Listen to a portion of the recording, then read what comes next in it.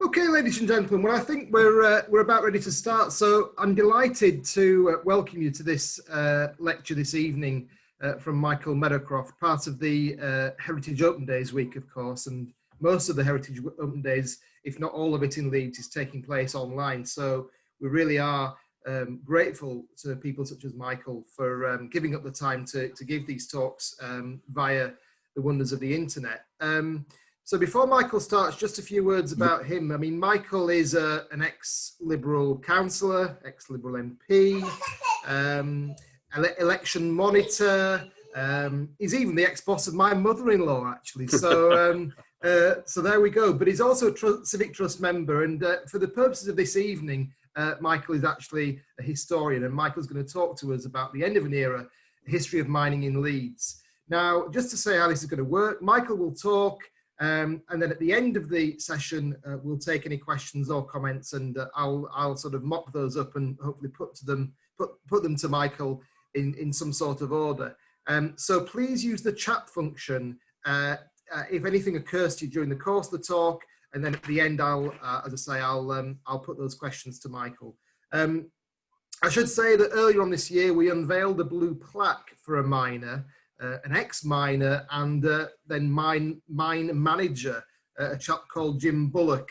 It was a plaque that we'd hoped would be more of a public event, but of course this year with COVID, that wasn't possible, so it was very much a family affair.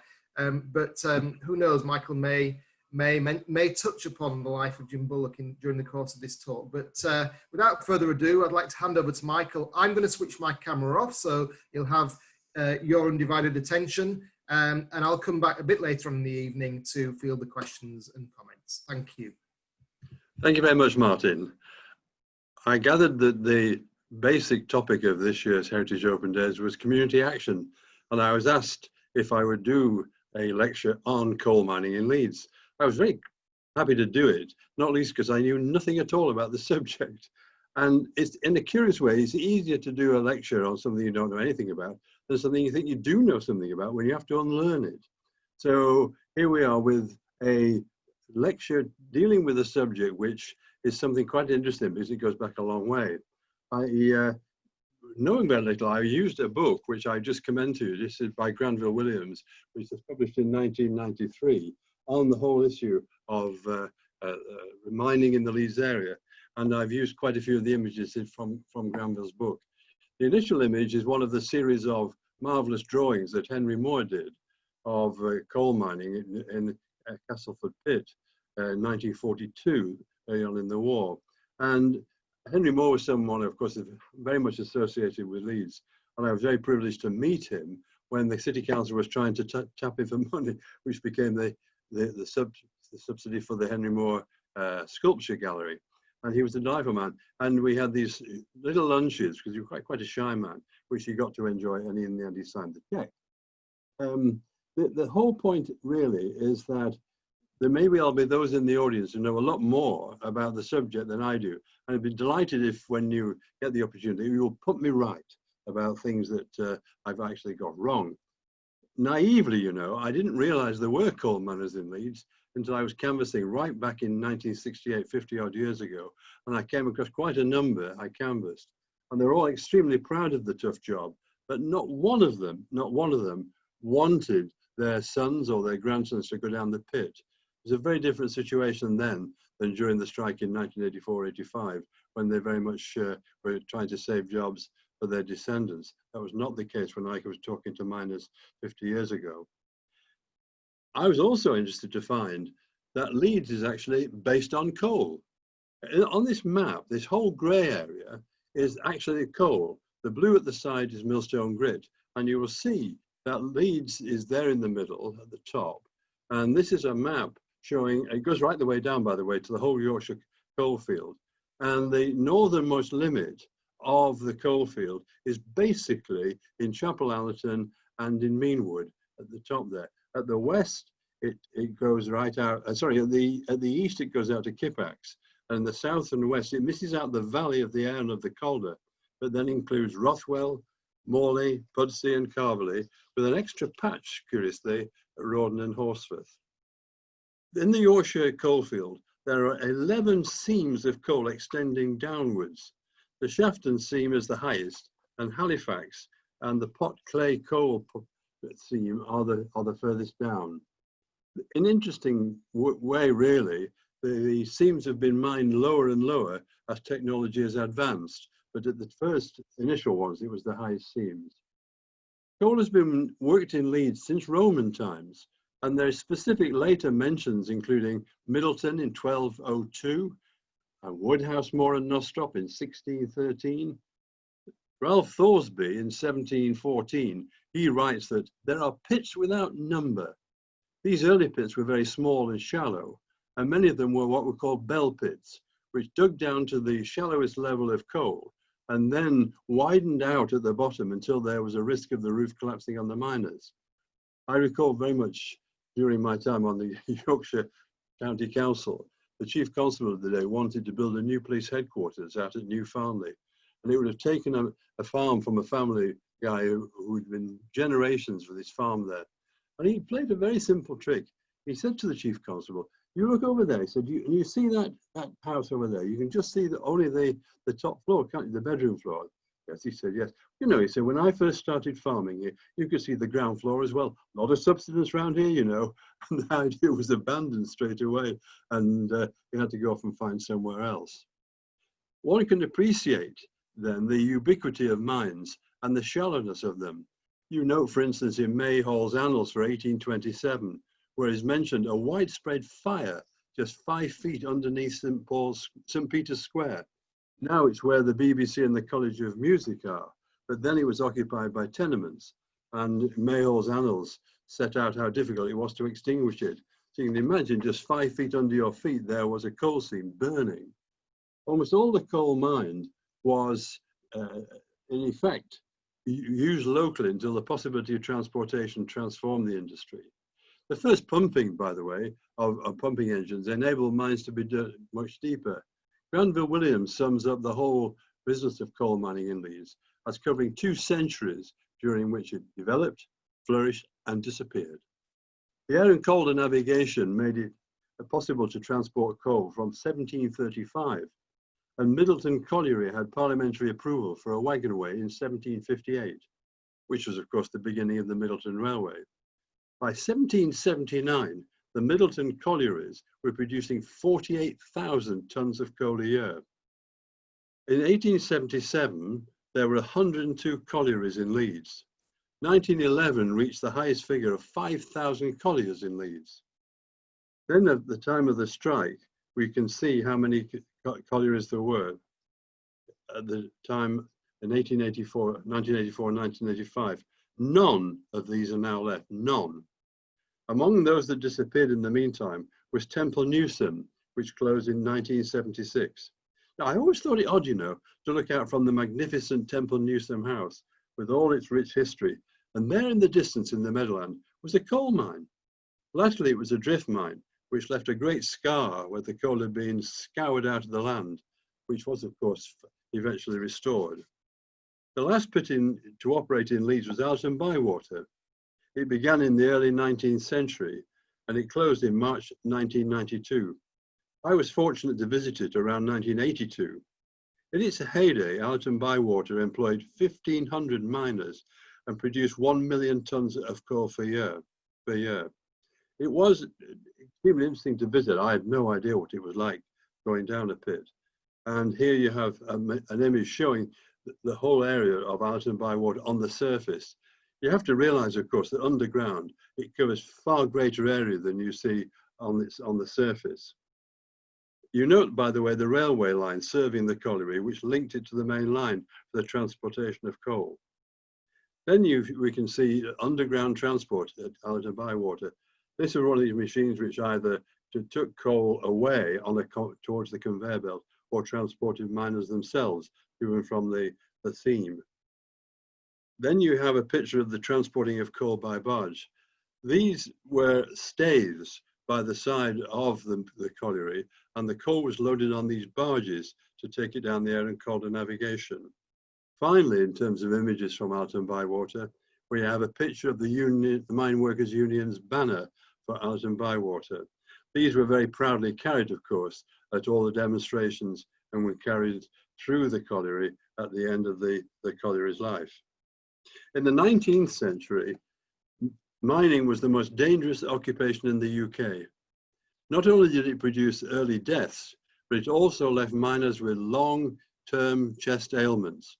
A parliamentary report noted that men were essentially finished by the age of 40 to 45. As pits became deeper, the problems of explosive gas and the flooding increased. Canaries were taken down the pit as they were much more susceptible to gas than humans were. When the unfortunate bird keeled over, it was time to get out. Each bird had a little oxygen cylinder kept in the cage to revive the canary. But there were still lethal explosions. In 1825, 25 miners were killed by an explosion at Middleton Colliery. In 1872, 36 were killed by an explosion at Morley Main Colliery. And in 1896, 68 were killed by an explosion at Peckfield Colliery. It was all fairly rudimentary. For instance, here you have the two-tier cage taking colliers to the bottom of the pit. And I discovered by going down Allerton Bywater that when you arrived at the pit, at the colliery, the miner was given his safety lamp, what it was called a self-rescuer, which I think changed carbon monoxide into carbon dioxide. And you were given two tallies bearing the same number. One of these was handed to the winding man so that he knew precisely who was still down the pit. Then you have the picture of the wooden pit props that were used in early days. And you see how primitive the whole thing was. And here you are working way, way underground, digging coal out, just with the whole ceiling propped up by these wooden pits. These, of course, were replaced by hydraulic props. Strangely enough, a lot of the miners didn't like the hydraulic pit props because they said that when you had the wooden props, when they started creaking, you knew there was danger, you could get out, which didn't happen with the hydraulic props. Also, what I never realized as well either, that the hydraulic pit props, when you dig the coal out of a particular area, then they move the hydraulic props forward and the whole of the ceiling where you've been working dropped, which of course is what causes subsidence right the way through. I never realized it. It makes an awful cracking sound as it comes down, deliberately done, and you move on to the next part. Middleton Colliery, look at next. This, of course, is best known to us all in Leeds because of the interest in the railway, which is carried on. And there's much more history about Middleton Colliery because of the railway rather than because of the pits. Here's a map of the Middleton Colliery area. And you'll see that it shows all these dots on it are the closed pits. And I think there is something like 7 or 8 of them which were shafts which were sunk at Middleton Colliery. It's the affection for railways and enthusiasm for the railway which has maintained the interest. Then there are a lot of interest in the pits there and a lot of interest in the mine because of the interest in the railway which supplied it. You have some dates to remember there. 1202 is the first record of a coal owner at Middleton, a man called William Gramery. The great name of the family that took over the pit was Brandling. And 1697, Ralph Brandling became a coal mine manager at Middleton. 1755, a wagonway was constructed between Middleton and the Staithes on the River Aire at Thwaitgate. And it goes on from there until a great time when John Blenkinsop arrived, and he became the great man to develop the transportation of the coal and the development of the Middleton Railway. So you had a number of people involved over the years. The key date, oh, let me just show you the image. There's Middleton Hall there. The Brandling family did not move from their main base in the northeast. They were based at Gosforth and at Felling, but they had to have a bit of a base in Leeds for when they came here. So they bought Middleton Hall, sadly now demolished like so many of these. And the whole part, the issue of it, partly because Middleton at that time was outside the township of Leeds, it was a great problem in what to do with the various acts of parliament that authorised them to dig coal and authorised the price at which it was sold. The Brandling family were very typical of the sort of landed gentry of the period. Both father and son were members of Parliament in that curious pre-Reform Act style of the office going with the family. Neither had any great political beliefs, and they only spoke very occasionally, and then only on local matters. In the records, there is a detailed history of the Acts of Parliament regarding the supply of coal and the regulated price. In the mid-18th century in Leeds, there were three main coal suppliers. There was the Brandlings at Middleton, the Wiles family at Beeston, and the Fentons at Rothwell. The latter two were in a better position geographically to supply Leeds, hence the incentive for Brandling to construct the wagonway. In 1758, when it began, it was worked by horsepower, literally horsepower. In 1808, Middleton Colliery was valued at £25,000, and it was said to have coal reserves which would last for 66 years. Of course, this was done partly because the Brandling family, like so many of the period, used to get into money problems every now and again and have to raise mortgages. But neither Brandling ever moved to Middleton, and they only came to Middleton Hall as a second home. The key date in Middleton was 1808, when the 25-year-old John Blenkinsop arrived in Leeds to take over the running of the collieries. Incidentally, it's interesting how often in those periods, there were very young people, nearly always young men, alas, who were brought in to do big jobs, but not least because, of course, the expectation of life was so much shorter, but nonetheless, there were such young people. Blenkinsop was a shrewd and talented innovator. He established the concept of the rack and pinion traction for the wagonways to get over the problem of adhesion on the inclines. It was he who investigated whether a steam locomotive was possible, and he invited Matthew Murray to design one. And by 1812, Murray's locomotive was first used. There is a famous picture, which nearly all historians of Leeds use, of a Matthew Murray locomotive hauling coal wagons into the centre of Leeds. The 3-year-old Holy Trinity Church is in the background. Pits were being driven to greater depths. In 1835, Middleton had a pit of 420 feet depth, nothing at all by later standards, but certainly remarkable at the time. In 1837, William Forness developed a ventilation machine for the Osmonthorpe pit. This was absolutely crucial to deeper mining. Ventilation, along with the pumping of water, was vital for the development of that. You had to have a way of removing the water from the pit as it dug deeper.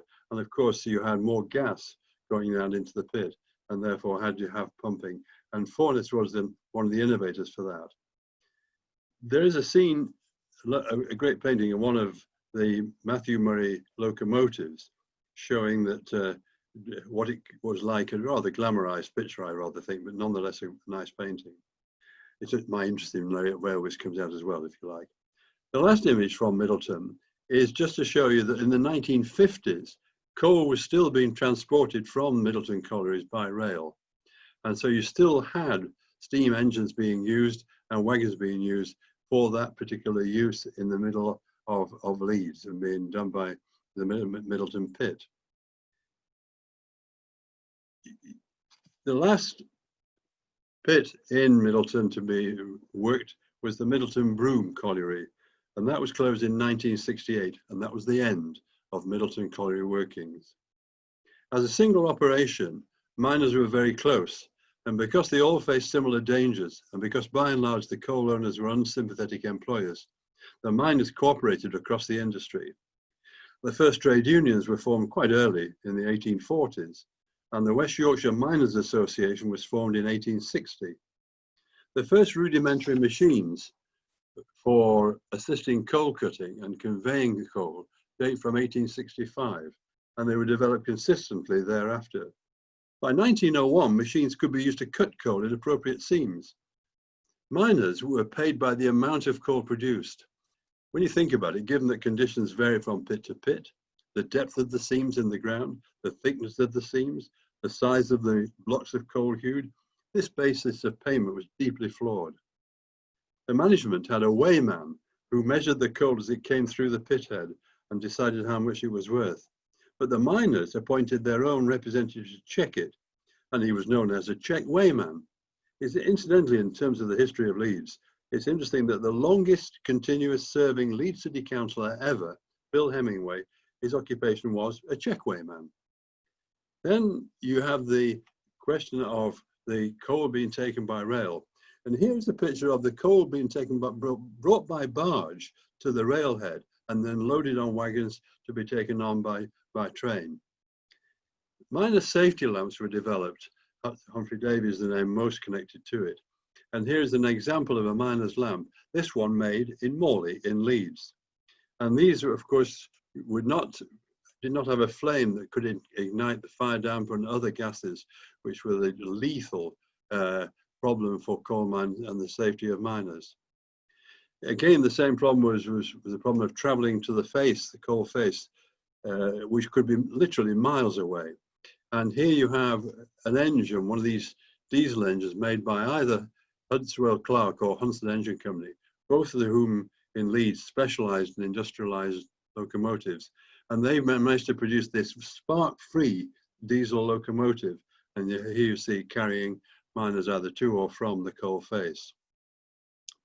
By the 1920s and 1930s, many pits were exhausted, even with the enhanced methods of producing coal from deeper mines and thinner seams. The amount of coal produced per miner reduced by 25% between 1914 and 1924. But the rapacious mine owners wished to maintain their profits, and the only way to do so was to reduce the miners' pay. And they did this by an average of 30% over 7 years. In 1925, mine owners attempted to lengthen the working day and to reduce pay. Unsurprisingly, the miners went on strike, and they had the slogan, "Not a penny off the pay, not a minute off on the day." A Royal Commission under Herbert Samuel looked into the situation in 1925-1926, and that commission recommended a wage cut of 13.5%, and negotiations began with the trade unions. It was obviously unsuccessful, and there was no miners' union was ever going to accept that. And other unions came to the support of the miners, and it caused the 9-day general strike of 1926. That, of course, was a tremendous national event. It collapsed, unfortunately, after a short time. But when it did collapse, the miners' strike carried on briefly, but economic hardship drove them back to work. Nationalisation of the coal industry took place under the Attlee Labour government. It formally came into effect on the 1st of January 1947. It was a huge event for the industry. It ensured modernisation, power loading, conveyor belts, machine cutters, metal props, rail to the seam, and ventilation. But it also led to rationalisation, with uneconomic or virtually worked out pits closing. And here we have a list of the pits that were closed by the National Coal Board. All this actually led to increased productivity. The modernisation and the cutting back to economic pits increased productivity. But there were still strikes. That of 1972 lasted over 6 weeks and ended with an increased pay offer following the Wilberforce inquiry. Wilberforce was a great friend to the miners, and when he reported, he recommended a substantial increase to end the strike. And in faced with criticism of this recommendation, Lord Wilberforce defended the increase, which represented instantly 27% pay rise. He said that we know of no other job in which there is such a combination of danger, health hazard, discomfort in working conditions, social inconvenience, and community isolation. There we have, I suppose, the best summary of the awful situation within the industry. The Thatcher government smarted at the defeated 1972, and it planned carefully for a future mining dispute. It built up reserves of coal, and it avoided having a strike in the winter months when demand for coal was at its highest. Thus, in 1984-85, the miners were in a much weaker position and were eventually defeated, with the mines closing more quickly than they would otherwise have done.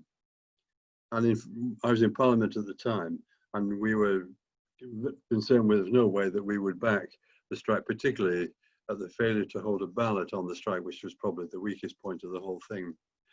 My experience also at the time was on the police committee, and we had in Colin Sampson, a chief constable, who was extremely thoughtful about the situation dealing with the miners' strike.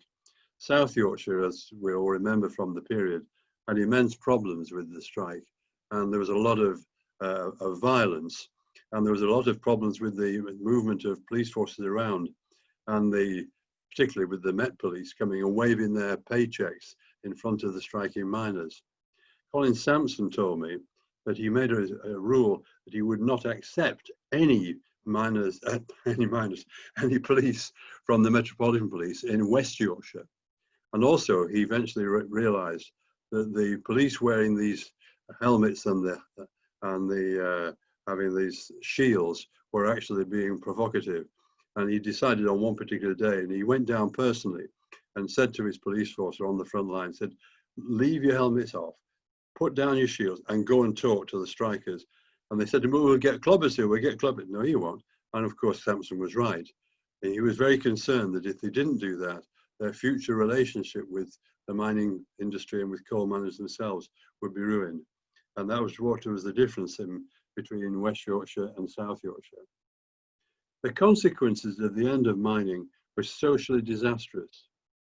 In West Yorkshire alone, there were 50 communities that were based on the pits. As the shafts were sunk and mining developed, houses were built around the pit head. And of course, the housing increased as the numbers of miners and their families increased. But everyone in the community worked in the same industry. In many cases, the pit villages were isolated and their entertainment and leisure were within the community. Music, sport, the miners' welfare clubs. Thus, when the pits ended, so did the economic basis of the community. The whole local society was bereft.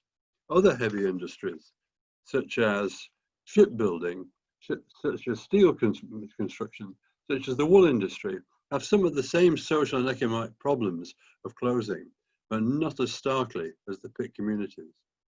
The pride and esteem that mine workers, and the mainly men, except for the wool mills, had in doing difficult jobs was extremely important and helped to create the leadership of the working men's clubs, now also in decline. The disappearance of these jobs has been a significant part of the present alienation from the mainstream political process.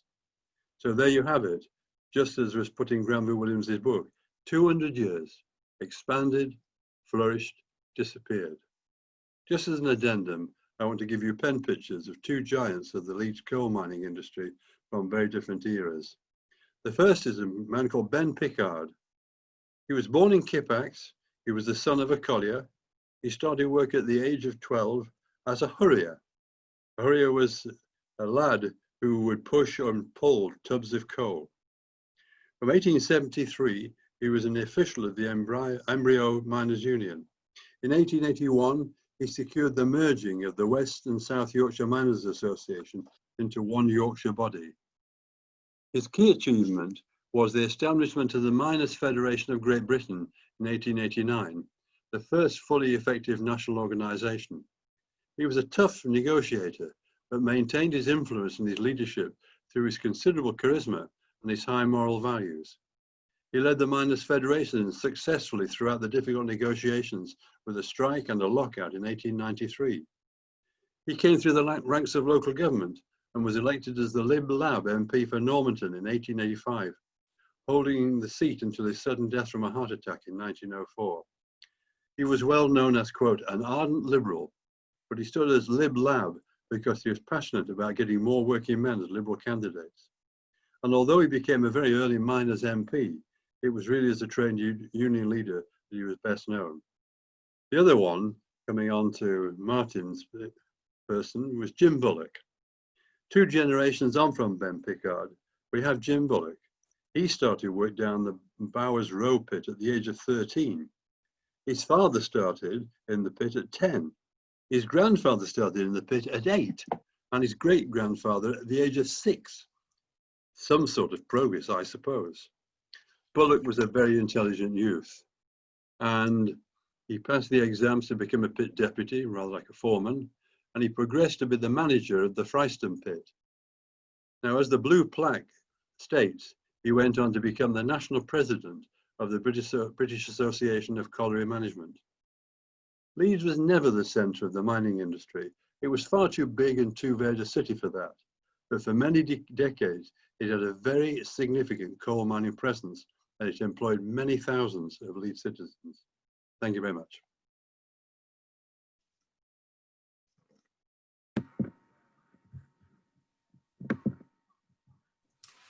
Thank you, Michael. That was a really good. Oh, there we go. You can see us hopefully a little bit bigger now. Thank you, Michael. That was a really fascinating talk on the history of mining in Leeds. We've had a number of questions in. Could I just ask you sort of a broad question about your sort of feeling about miners and their sort of status, if you like, in society? Do you think that miners, would the word underdog be an appropriate description for mine workers in general, would you say, or is that a more recent a more recent categorization? I thought they meant underdog in terms of where they worked for a moment. No, no, I don't think so. I always think they had a very high degree of respect in society. I think everybody who really appreciated what was being done really had held them in very high regard. I mean, for instance, during the war, there were those who didn't serve in the forces, but they went as Bevan boys down the pits, and they were highly respected for the way they did. I mean, to have people doing that who were not used to it must have been a horrendous thing. It is an appalling job. I just spent one visit down Allerton Bywater. I tell you, I wouldn't want to work in it at all. No. Jeff Lofthouse was a Labour MP during the time I was in Parliament. He was a great guy, was Jeff. And he said to me, he said, when you're a miner, it was relatively commonplace to see a stretcher going past you with some poor guy where there'd been a bit of a fall and so on. It was normal. The situation was like that. So you had great respect for miners.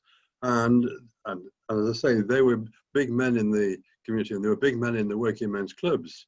And that, of course, again, with the other heavy industries, is part of the problem. The respect has gone because the jobs are not there. Let me pick up on a few of these points and questions. This is an interesting question. You may not know the answer to this, Michael, but someone asked about the quality of coal in this country. It's been said that the quality of our coal was superior to the coal coming from Russia and South America. Do you know? Have you heard that before? And do you know if there's any truth in it? Oh, it varied considerably between the different pits in Britain. The railways always liked Welsh anthracite, for instance, was the thing.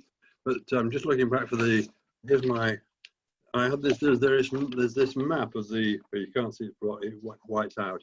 It's a map of the seams of the coal in Yorkshire, and the seams towards the surface, the ones with the poorer coal.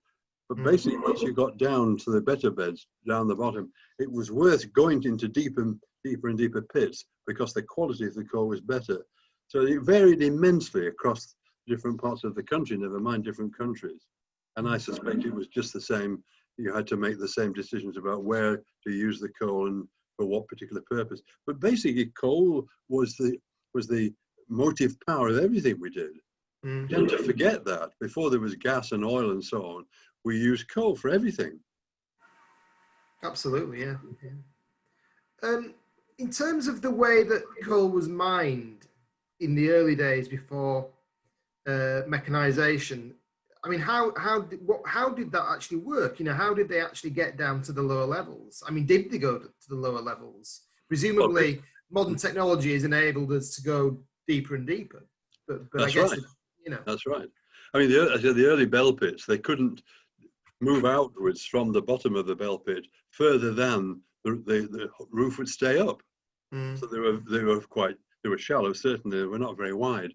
But as they were able to get better ventilation down the pit, and so the lethal gases were moved away. And of course, you had both laterally ventilation at both ends, so air was pumped in and out to try to get some better draft in. And you remember the Lofthouse pit disaster in our time? That was caused by an unusual thing, that the miners working on a seam broke through old mine workings and they were flooded. That's what happened there. But I remember that they tried to reach them by turning the ventilation the opposite way around, I think it was, so that where it was at the gate, the tailgate, and there was the ventilation, it was the exit. They tried to come in that way, but of course they couldn't reach most of the miners who were flooded. But once they had the ventilation, and once they had the possibility of machinery, you could go deeper and deeper. And of course, you then were moving the actual seams further and further away from the pit head, and you were 2 or 3 miles, not in Yorkshire, but in the northeast. The coal seams run out into the North Sea, and so you're mining under the North Sea, and so you're going great distances. But the seams were not necessarily that thick. Some of them, maybe only 2.5 feet. So the poor miners lying on the back with the pickaxe, digging it out, and then having to have it carted away. But where the seams were thicker, then you could, of course, have conveyor belts in the later years and have trucks and so on. But nonetheless, it was a pretty arduous work at the best of times. And of course, immensely hot. That's the other thing. Do you know what wood was used for the pit props? No, I don't. No idea what wood was used, the pit props. Hardwood, maybe. It certainly wasn't willow or pine, I'll tell you that. No. No, it would be oak or something like that. It would be oak, I guess, yeah. I imagine so. It's like a question. I remember the story of it. There was a teacher at the school doing a whole project about otters. And he asked a friend at the Nationalisation Museum locally if he could help. And this bloke from the museum brought along a stuffed otter. And he swatted up about otters. And this poor bloke from the museum reckoned he could be able to answer every question. And the first question said, "Please, sir, what's it stuffed with?" Yes. Okay. Just someone here just wants to clarify something, Michael. So This is from Michael to say he was a volunteer for the Blot on the Landscape exhibition at Temple Newsam last year. The deep mine there was called Waterloo, as it was first sunk on the estate in 1815, the year of the battle. The last pit, called Temple Pit, was closed in 1968, not 1976. There was an open cast mining there. There was open cast mining there, though, which started in 1942. Yeah. Yes, it's true. I'll tell Granby Williams he's got the end date wrong. That's where it came from. No, it said it was 76. Your colleague obviously knows a lot better from personal experience, but I would have thought I was used to go to things at Temple Newsam later than 68. But anyway, there we are. It certainly was fairly recent, and as you rightly said, the Waterloo was the deeper mine, and then we ended up with, I think, is it called a drift mine? I think then the open cast. Anyway, it went on for quite a while. Couple of comments here, just landmarks. Peter Baker just mentions that the church in the background of the picture of Middleton Railway, he thinks, is Christchurch Meadow Lane. And then Amanda Harrison says, as long as you're careful, you can get into Ledston Look Colliery Winding House and have a look around. The safer version is to go onto YouTube and look at the video, which is called Exploring with Ian, Ledston Look Colliery Winding Houses. It's a pity that the building is semi-derelict. So there you go. If you want to be adventurous, you may be able to have a look around that. Really? Oh, well, yes. Adventurous may not be the word. There is a very recent book, a very fabulous book by a man whose obsession was to photograph all the closed mines in Yorkshire, and which I have a copy of, not least for this lecture. And it is, he goes around just as your inquiry has, and is able to photograph a lot of the workings of the closed mines. It's a good book. I pondered whether to use some of the images from it, but in the end didn't. I'm not sure about the church. I mean, all the references are. I mean, I even think that the Lord Grady mentioned it in one of his lectures, really, as being Holy Trinity. But anyway, we'll mark the pictures differently in the future. We'll examine. There's always people who know in these lectures. Oh, I know. Oh, I think they know. It's it's very good. Peter, justify yourself, Peter Baker. Okay. Just a couple more things. Oh yeah, and just Merrill's just clarified, of course, that the Ledston Look Winding House is on the Civic Trust Buildings at Risk list, so we do keep an eye on that one. Right. Ben Picard may be on the blue plaque. Someone suggested that Ben Picard would be a good candidate for a blue plaque. I agree with that now. Yes. And I'm not sure if he is on our list, but certainly we always welcome applications. Have a look at our website, and that tells you how to put forward someone for a blue plaque. We need a location. We need the money as well. So those are the two things that we need to enable the blue, and the plaque obviously has to pass our criteria, but there has to be somewhere where we can put it that has a connection with the subject of the plaque. Well, yes, he was from Kippax, and there may well be buildings around that he associated may well with. be. And in terms of money, there may well be some residual money in the Mining Communities Trust or something like that. Yeah, That is a possibility. So certainly, I knew very little about him before starting. He's obviously a very great guy who did tremendous amount for the unions more than the politics. A question about nationalisation, Michael. Do you know what the basic motivation was for nationalisation? And was it popular with owners and miners? Do you know? It wasn't popular with the owners, no. But you have to remember that the the mining industry was actually nationalised during both wars. Yeah. The government took over the running of the mines in both wars, so there was that to it. But the miners themselves had fought for the nationalisation of the pits right through the interwar years. Mm. When they came out of the First World War, having been nationalised, the mine owners didn't distinguish themselves, I don't think, by the way they dealt with them. And particularly with the workers there. I mean, I would have thought you'd have more sympathy for the conditions and so on than they did, even if it was a private enterprise. I mean, to say, look, your productivity has gone down because these mines are getting worked out, and therefore you have to have longer hours and lower pay. It's hardly the way to develop loyalty. That's right. No, it certainly isn't. Gillian Murray just mentions that Beamish Museum is a good place to have a look at an example of drift mining in a pit village. So Beamish is really good, actually. Well worth a visit to Beamish. Yes, and of course there is the mining museum, which is just outside Leeds, but apparently it's marvellous. Yes. Yeah, that's right. Apparently most pit props were made from spruce. Oh, there we are. There's always somebody who knows. Patricia Bywater has told us that. So yeah. Let's have a look. What else have we got? Do we have an idea about how much coal was actually used, transported on the navigation on the Erin Calder, and how much was actually rail? I mean, was it heavily used? Well, the Erin Calder was used before we had the rail. So there wasn't a choice between the two things.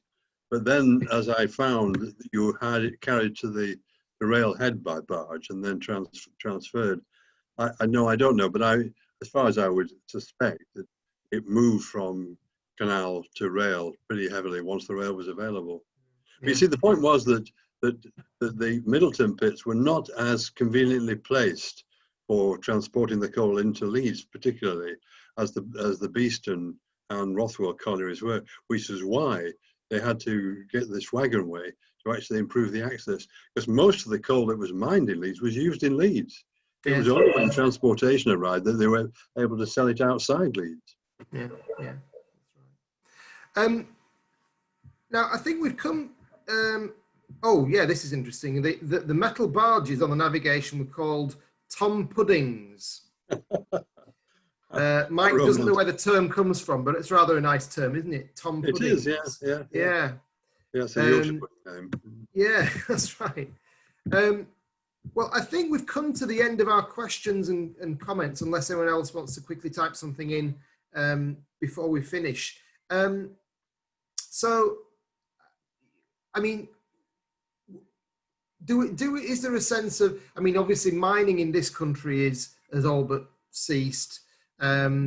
The other countries, China, there is still a lot of mining, I guess, and it's still a worldwide activity. Do you think that mining came to an end in this country ultimately at the right time? Do you think more could have been done to keep it going? Was it really uneconomic? What would you say about those sorts of issues? Well, the thing is that we at the time had a great supply of natural gas. Of course. Of course, then we had the North Sea oil, so we were very well placed to move on from uneconomic pits. You see, as the pits are worked out, you're having to find either new sources of coal or dig deeper, and it's not really economically productive to do that. So you move on. But it's certainly true that they closed mines more quickly after the miners' strike of 84, 85 than they would otherwise have done. And they all were pretty well doomed from that period on. Do you think? The puddings, the Tom puddings, by the way. One suggestion is that they were called this because of the way they wobbled in the water. There we are. You were in Parliament at the time of the strike. Do you think the miners were near to winning the strike? Because that was sometimes said at the time, wasn't it? By the miners' side, anyway, by the unions. I think the moment that Scargill vetoed a vote on the strike amongst all the miners, that was when it was lost. Yeah. And he said at the time, I remember it vividly, he said, you can't expect the Nottinghamshire miners to vote to end their own jobs. Well, in actual fact, of course you could. The whole point of trade unionism is the solidarity between those who have better conditions in support of those who have worse conditions. And absolutely, you could expect the whole of the mining industry to have been united. I think he might well have won the vote, actually. I mean, he obviously thought he wouldn't. And then that would have been a very different situation. Yeah. But no, the whole thing was very, very badly handled. And I mean, Arthur Scargill was an interesting character, is an interesting character. So I used to travel on the train occasionally with him up from London, and he was a very entertaining companion. It was just when he got on the platform that he started chopping wood with hands, you know, and all this stuff. And it's something you used to take over, which is very sad because otherwise very rational and very good. But no, I don't think it could have been. The government, the Thatcher government, planned for it, massive coal stocks, and then they ensured it happened during the summer months rather than winter. And the consequence was, once the vote was not taken, then they'd had it really. Yeah. And they didn't. And the pit deputies at one point, they might well have got them on side, and they managed to alienate them as well, who were crucial to it. So it was very difficult. But the Liberals in Parliament were not going to support the strike as such, particularly without a vote. But we did support the miners' welfare organisations, so that we actually were sympathetic. I think a lot of people are sympathetic to miners anyway, but that's what we did. I do remember, actually, again, an anecdote that I was asked to do a meeting in Goole on the environment, and we had a platform with various people, and I did my bit on the environment. There were these two blokes sitting in the front row, and they didn't say a word. And when it came to questions, straight up, you see, and said, "Where were you in the miners' strike?" So, well, I said, actually, this is to do with the environment. I said, They said, but we did do quite a lot, and we did ask questions, we did make statements, and we did support the miners' welfare groups. I didn't see it in my paper, you see. He went, no, well, I didn't see it in the paper. I said, I'm sorry about that, but we did. And Joan Davis from Leeds, Liberal from Leeds, was on there. She said, Michael, she said, can I ask you, he said, what paper do you read? He says, the Morning Star. And, I mean, whatever paper he said, you know, you could have made a comment, but he was greeted, I'm afraid, with a certain amount of ribaldry from that. But no, it was a disaster, was the miners' strike, complete disaster. Yeah. Do we know what the miners went on to do after they stopped being miners? I mean, there is the biggest question. It is not not easy to find alternative work for miners. That's been one of the great things. Of course, the retraining has been there, and some have gone on to other things. When you're talking about new jobs, you're talking about jobs in IT and so on, and it's difficult. And you have the problem of the villages which are entirely miners.